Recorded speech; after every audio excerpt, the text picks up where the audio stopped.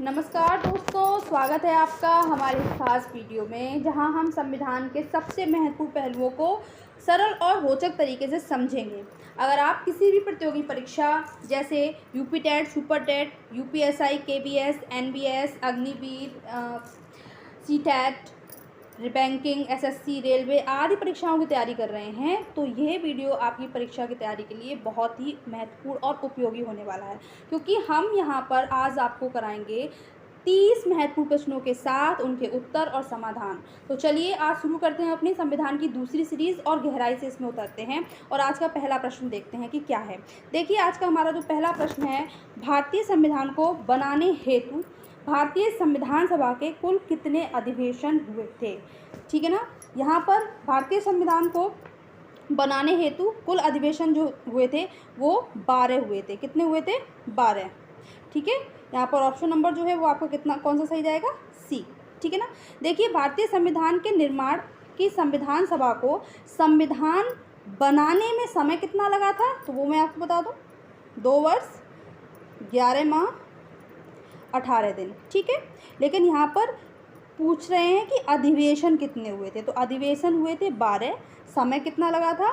2 साल 11 माह 18 दिन का समय लगा था। ठीक है।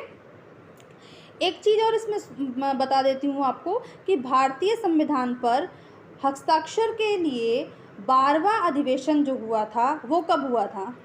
वो आपका जो हुआ था 12वां अधिवेशन जो है वो 24 जनवरी 1950। क्योंकि कुल कितने अधिवेशन हुए थे? 12 अधिवेशन हुए थे, तो उसमें से 12 नंबर वाला अधिवेशन, लास्ट जो अधिवेशन हुआ था वो कब हुआ था? वो लास्ट अधिवेशन जो हुआ था वो आपका 24 जनवरी 1950 को हुआ था।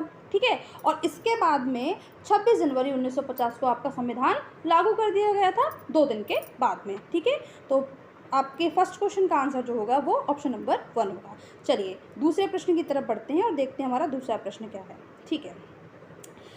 सेकेंड क्वेश्चन हमारा है कि राज्यसभा के गठन में प्रतिभा, अनुभव एवं सेवा को प्रतिनिधित्व देने में भारतीय संविधान निर्माता उदाहरण से प्रभावित हुए थे, मतलब किस बात से प्रभावित हुए थे? तो यहाँ इसका जो आंसर जाएगा वो आयरलैंड जाएगा। आयरलैंड ऑप्शन में है क्या? आपको नहीं दिख रहा होगा पर मैं आपको बता दूं, जो आयरिश गणतंत्र लिखा है ना, इसी को हम बोलते हैं आयरलैंड। ठीक है। चलिए ऑप्शन नंबर 1 हमारा यहाँ पर राइट होगा। अगले प्रश्न की तरफ बढ़ते हैं और अगला प्रश्न हम देखते हैं कि हमारा यहाँ अगला प्रश्न क्या है। तो हमारा अगला प्रश्न है कि निम्नलिखित में से कौन सी विशेषताएं ब्रिटिश संविधान से भारत के द्वारा संविधान में दी गई हैं? कानून शासन, विधि निर्माण प्रक्रिया, न्यायपालिका की स्वतंत्रता और संसदीय व्यवस्था। ठीक है। तो देखिए यहाँ मैं आपको बता दूं, ब्रिटिश संविधान से भारत के संविधान में यहाँ पर 3 जो हैं वो विशेषताएं ली गई हैं। अब कौन कौन सी? देखिए, नंबर 1 कानून का शासन। ठीक है। यहाँ पर नंबर 1 पे क्या जाएगा? कानून का शासन। दूसरा विधि निर्माण प्रक्रिया, ये भी ब्रिटिश संविधान से ली गई है। तीसरा संसदीय व्यवस्था, ये भी ब्रिटिश संविधान से ली गई है। ठीक है। इसके साथ ही यहाँ पर न्यायपालिका की स्वतंत्रता, ये जो है वो अमेरिका के संविधान से ली गई है। किस संविधान से ली गई है? अमेरिका के संविधान से। तो अब इस प्रश्न में आपके 2 प्रश्न बनते हैं और 2 यहाँ इसके सही उत्तर बनते हैं। पहला यहाँ पर प्रश्न आपका जो आपकी स्क्रीन पर दिया हुआ है और आपसे कह रहा है कि कौन सी विशेषताएं ब्रिटिश संविधान से ली गई हैं। तो ध्यान दीजिए, रिपीट करा रही हूँ, कानून का शासन, विधि निर्माण प्रक्रिया और संसदीय व्यवस्था जो है ये तीनों आपकी ब्रिटिश संविधान से ली गई हैं। और इसके बाद में जो न्यायपालिका की स्वतंत्रता है ये आपकी अमेरिका के संविधान से ली गई है। ठीक है। तो पर एक ऑप्शंस मैं आपको बता देती हूँ, बना देती हूँ। यहाँ पर 1 2 4 1 4 3 3 2 1। तो कौन सा राइट होगा यहाँ पर? 1 2 4 वाला। ठीक है ना। चलिए आगे बढ़ते हैं। अगला प्रश्न हमारा यहाँ पर है कि मार्च 2019 तक उपलब्ध जानकारी के अनुसार भारतीय संविधान में कितने मौलिक कर्तव्य हैं? तो यहाँ पर इसका आंसर क्या जाएगा? 11। कौन सा आंसर जाएगा? 11। अब ध्यान दीजिए, 42वें संविधान संशोधन द्वारा, ठीक है, 42वें संविधान संशोधन द्वारा भाग 4A के आर्टिकल यानी कि अनुच्छेद 51A में जोड़ा गया, ठीक है, क्या, मूल कर्तव्य, ठीक है। और ये पहले कितने थे, 10 थे आपके मूल कर्तव्य, ठीक है, पहले मूल कर्तव्य कितने थे, 10 थे, लेकिन 2002 में 26वें संविधान संशोधन द्वारा जो आपके मौलिक कर्तव्य हैं उनकी संख्या कितनी हो गई, 11। अच्छा, 26वें संविधान संशोधन में जो 11वें नंबर का मौलिक कर्तव्य है उसमें 6 से 14 वर्ष तक के बच्चों को शिक्षा का अवसर प्रदान करने की बात कही गई है, ठीक है। तो प्रश्न के अनुसार आपका सही आंसर जो होगा वो क्या होगा, ऑप्शन नंबर 4 11, ठीक है। चलिए अगला प्रश्न देखते हैं। अगला प्रश्न है, भारतीय संविधान में कितने मूल कर्तव्य दिए गए हैं। अभी आपको पढ़ाया है, ठीक है, तो आपको उत्तर पता होगा। यहाँ पर इसका सही आंसर कितना क्या होगा, 11, ठीक है ना। सही आंसर इसका क्या है, 11। यहाँ पर सरदार स्वर्ण सिंह समिति की अनुशंसा पर 42वां संशोधन किस सन में हुआ था, 1976 ईस्वी में। ध्यान रखिए, छोटी छोटी चीज़ें एग्जाम से पूछी जाती हैं। 42वें संशोधन के द्वारा भाग 4 का तथा अनुच्छेद 51 के तहत मूल कर्तव्य को संविधान में जोड़ा गया, ठीक है। अब मूल कर्तव्य को संविधान में कब जोड़ा गया था या किस संशोधन पर जोड़ा गया था, तो ये चीज़ें यहाँ से समझिए कि 42वें संविधान संशोधन जब हुआ था तो मूल कर्तव्यों को संविधान में जोड़ा गया था, ठीक है, आर्टिकल जो है 51A के तहत, ठीक है। इसके बाद संविधान में मूल कर्तव्य 11 हैं, प्रारंभ में इनकी संख्या 10 थी और 11वां जो मूल कर्तव्य है वो 86वें संविधान संशोधन 2002 के द्वारा जोड़ा गया था, ठीक है। इतनी बात क्लियर हो गई। चलिए अगले प्रश्न की तरफ बढ़ते हैं। अगला प्रश्न है यहाँ हमारा कि भाषा के आधार पर राज्यों का पुनर्गठन किस वर्ष में किया गया था। यहाँ इसका आंसर जो है वो क्या होगा, ऑप्शन नंबर 4 1956, ठीक है। भाषा के आधार पर राज्यों के पुनर्गठन के लिए केंद्र सरकार ने फजल अली की अध्यक्षता और अन्य सदस्य भी इसमें शामिल थे, हृदयनाथ कुंजरू तथा KM पनिक्कर ने राज्य पुनर्गठन आयोग का गठन कब, 1953 में किया था। इसके बाद आयोग ने 16 राज्यों एवं 3 राज्य क्षेत्रों के गठन का सुझाव दिया था, लेकिन राज्य पुनर्गठन अधिनियम जो एक राज्य पुनर्गठन एक्ट जो है वो 1956 के अंतर्गत फिर से 14 राज्यों एवं 6 संघ राज्य क्षेत्रों का गठन किया गया था, ठीक है ना। तो यहाँ पर इसीलिए आपका जो पुनर्गठन की बात कही है वापस से दोबारा से वो जो हुआ था वो 1956 में हुआ था। ध्यान दीजिए इस चीज़ों पर। आगे बढ़ते हैं, अगला प्रश्न देखते हैं। अगला प्रश्न हमारा यहाँ पर है, संवैधानिक उपचारों का अधिकार किसके तहत आता है। मौलिक अधिकार, कानूनी अधिकार, संवैधानिक अधिकार, प्राकृतिक अधिकार। अब आप लोग ऑप्शन देख के सीधे लगा देंगे संवैधानिक अधिकार, ठीक है, कि संवैधानिक उपचारों का अधिकार लिखा हुआ है तो संवैधानिक अधिकार ही होगा।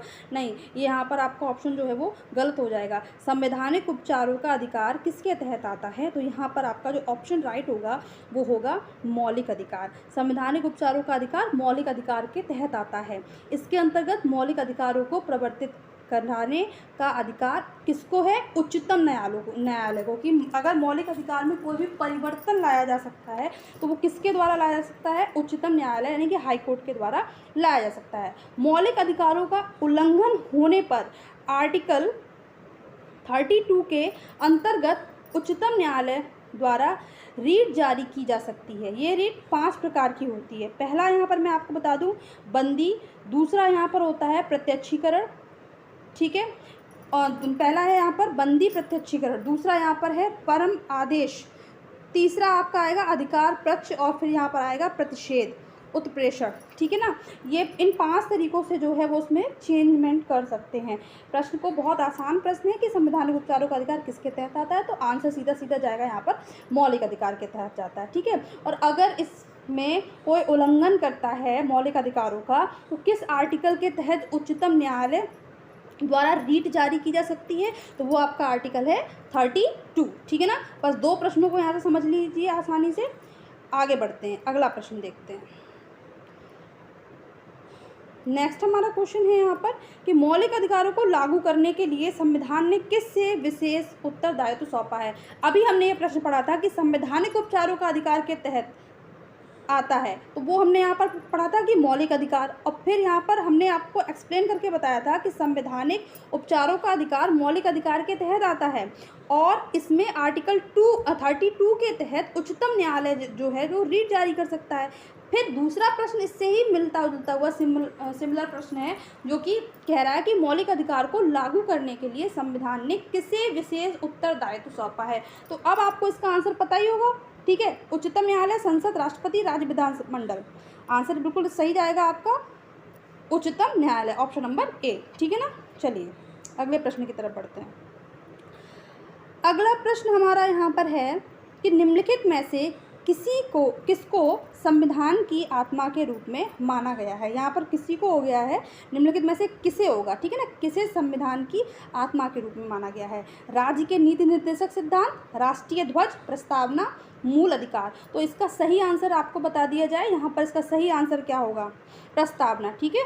जो प्रियम्बल है वो इसका सही आंसर होगा, ठीक है ना, ऑप्शन नंबर सी। संविधान की आत्मा प्रस्तावना को माना जाता है क्योंकि इसमें संपूर्ण संविधान का मूल निहित है। पूरे संविधान का निचोड़ जो है वो किसमें है, प्रस्तावना में है, ठीक है। अब प्रस्तावना में प्रयुक्त एक शब्दावली है, कौन सी, हम भारत के लोग। अब आपको पता है ये शब्दावली कहाँ से ली गई है, हम भारत के लोग, प्रस्तावना में एक शब्दावली है, हम भारत के लोग, ठीक है। ये शब्दावली कहाँ से ली गई है, तो ध्यान दीजिए ये अमेरिका से ली गई है। कहाँ से ली गई है, अमेरिका, ठीक है ना। तो इसमें भी आपके 2 प्रश्न बन जाते हैं, दोनों प्रश्नों को आपको ध्यान रखना है, ठीक है। वीडियो को लास्ट तक देखते रहिए, ऐसे ही काफ़ी सारे प्रश्न आपको मिलते रहेंगे जो आपकी परीक्षा के लिए बहुत ही ज़्यादा महत्वपूर्ण है। और चैनल को शेयर करना बिल्कुल ना भूलें। कौन सा मौलिक अधिकार अल्पसंख्यकों के हित के संरक्षण की बात करता है, ठीक है ना। बहुत अच्छा प्रश्न है ये कि शिक्षा का अधिकार, शोषण के विरुद्ध अधिकार, संवैधानिक उपचारों का अधिकार, सांस्कृतिक और शैक्षिक अधिकार, ठीक है।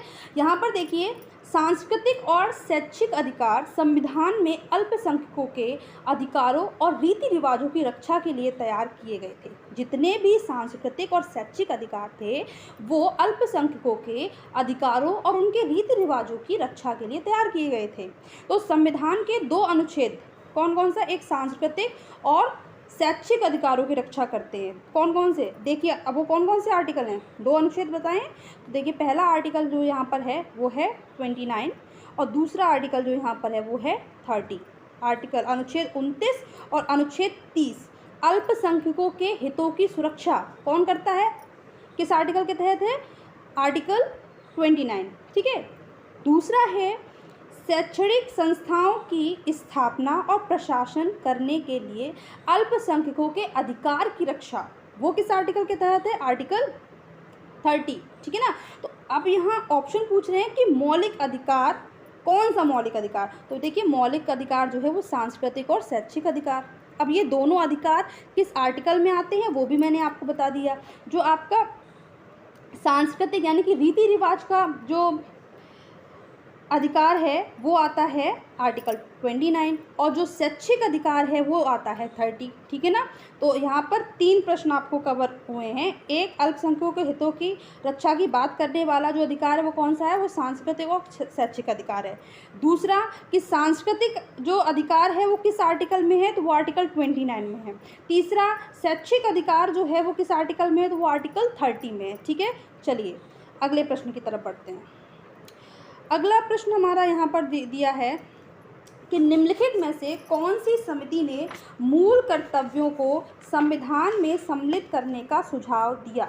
मूल कर्तव्य कितने होते हैं, आपको पढ़ाया जा चुका है। मूल कर्तव्य जो होते हैं वो 11 होते हैं, ठीक है। और उस समिति को भी मैंने पढ़ाया था, सरदार स्वर्ण सिंह समिति। सरदार स्वर्ण सिंह समती ने मूल कर्तव्यों को संविधान में सम्मिलित करने का सुझाव दिया था। और कब दिया था? जब 1976 में। और ऐड कब किया गया था? कौन से संशोधन में? 42वें संशोधन में। क्वेश्चंस बार बार रिपीट इसलिए हो रहे हैं ये आपके लिए कि जिससे आपको याद हो जाए। वही सिमिलर चीज़ें आती हैं एग्ज़ाम में भी, ठीक है। बस हमारा जो पढ़ने का तरीका होता है, याद करने का, वो हमारा अच्छा होना चाहिए, ट्रिकी तरीका होना चाहिए, ठीक है। इससे हमें चीज़ें दिमाग में रहें। यही क्वेश्चन आप पीछे कर चुके हैं 2 से 3 बार। एक्सप्लेनेशन भी आपको दोबारा दिया गया है, ठीक है। और मेरे हिसाब से 3 टाइम्स मैं रिपीट कर रही हूँ। 3 टाइम्स मतलब पहले इसके 2 क्वेश्चन आप कर चुके हैं, इसके बाद फिर ये तीसरा क्वेश्चन है। अब इसमें यहाँ पे समिति पूछी गई है ना कि किस मूल समिति के ने ऐसा सुझाव दिया था, तो यहाँ पर आपका आंसर होगा स्वर्ण सिंह समिति, ठीक है। सरदार स्वर्ण सिंह समिति की संस्तुति के आधार पर मूल कर्तव्यों से संबंधित प्रावधानों को 42वें संविधान संशोधन अधिनियम 1976 ईस्वी के द्वारा भारत के संविधान में जोड़ा गया, ठीक है। चलिए अगले प्रश्न की तरफ बढ़ते हैं। अगला प्रश्न हमारा यहाँ पर है, निम्नलिखित में से किसी एक की संस्कृति के आधार पर मूल कर्तव्यों से संबंधित प्रावधानों को भारत के संविधान में जोड़ा गया था। देखिए फिर से यहाँ मूल कर्तव्य का प्रश्न है और बहुत, अब ये आंसर आपको पता होना चाहिए। निम्न में से किसी एक की संस्कृति के आधार पर मूल कर्तव्यों से संबंधित प्रावधानों को भारत के संविधान में जोड़ा गया था। क्या यहाँ पर बलवंत राय मेहता समिति होगी, या यहाँ पर स्वर्ण सिंह की समिति होगी, या आयंगर समिति होगी, या ठक्कर आयोग की समिति होगी? बिल्कुल इसका सही आंसर जा रहा है, आप सही उत्तर दे रहे हैं। यहाँ जो आंसर इसका जाएगा वो क्या जाएगा? स्वर्ण सिंह समिति। क्या आंसर जाएगा? स्वर्ण सिंह समिति, ठीक है। चलिए अगले प्रश्न की तरफ बढ़ते हैं कि मौलिक कर्तव्यों से संबंधित अनुच्छेद 51A को संविधान में किस संशोधन के द्वारा शामिल किया गया है? और ये प्रश्न भी आप कर चुके हैं, ठीक है। यहाँ पर क्या आंसर जाएगा? 42वां संविधान अधिनियम, 41वां संशोधन अधिनियम, 44वां संशोधन अधिनियम, या 45वां संशोधन अधिनियम? मौलिक कर्तव्यों को अनुच्छेद 51A के संविधान में जोड़ा गया, बताइए। यहाँ पर आंसर आपका क्या जाएगा? आंसर आपका यहाँ पर राइट जाएगा 42वां संशोधन अधिनियम, ठीक है ना। मौलिक कर्तव्य भाग 4A में अनुच्छेद 51D के संबंधित अनुच्छेद 51A को 42वें संविधान संशोधन द्वारा शामिल किया गया है। फिर से रिपीट कर देती हूँ, इसमें मूल रूप से मौलिक कर्तव्यों की संख्या कितनी थी? 10 थी, किंतु 26वां संविधान संशोधन 2002 में इसकी बढ़ाकर संख्या 11 हो गई थी। इसके तहत प्रत्येक माता पिता या अभिभावक को यह सुनिश्चित करने का कर्तव्य सौंपा गया कि उनके 6 से 14 वर्ष तक के बच्चों को निश्चित रूप से शिक्षा प्रदान करने का कर्तव्य है, ठीक है। फिर से इसमें चीज़ सुन लीजिए कि इस समिति की सिफारिश किसने की थी? तो इस समिति की सिफारिश जो है वो की थी स्वर्ण सिंह समिति ने। किसने की थी? स्वर्ण सिंह समिति की सिफारिश के द्वारा। किस संशोधन के तहत? 42वें संविधान संशोधन के तहत। अब ये 42वां संविधान संशोधन किस वर्ष हुआ था? 1976, ठीक है। मौलिक कर्तव्यों को संविधान में जोड़ा गया था। इसे कहाँ से लिया गया? मौलिक कर्तव्यों को कहाँ से लिया गया है? तो ध्यान दीजिए, मौलिक कर्तव्य जो हैं वो हमें रूस के संविधान से लिए गए। किस संविधान से लिए गए हैं? रूस के संविधान से। रूस के संविधान से। ये भी प्रश्न आता है कि भारत के जो संविधान में मौलिक कर्तव्य हैं वो किस देश के संविधान से लिए गए हैं? तो आंसर आपको पता होना चाहिए, रूस के संविधान से। क्या? रूस के संविधान से। और बहुत ही इम्पोर्टेंट वीडियो है ये आपके लिए, और यहाँ पर आपकी परीक्षा में 10 से 12 प्रश्न जो हैं वो ज़रूर बनते हैं, जितना भी एक्सप्लेनेशन आपको यहाँ पर दिया गया है। अगली वीडियो में यहाँ पर हम आपको संविधान से रिलेटेड कुछ और इम्पोर्टेंट और रोचक प्रश्न कराएंगे जो आपकी आगामी परीक्षा के लिए बहुत ही महत्वपूर्ण होंगे, ठीक है। तो हमारे साथ जुड़े रहिए और ऐसे ही प्रश्नों की सीरीज़ को हल करने के लिए टीचिंग पाठशाला चैनल को सब्सक्राइब जरूर कीजिए। थैंक्स।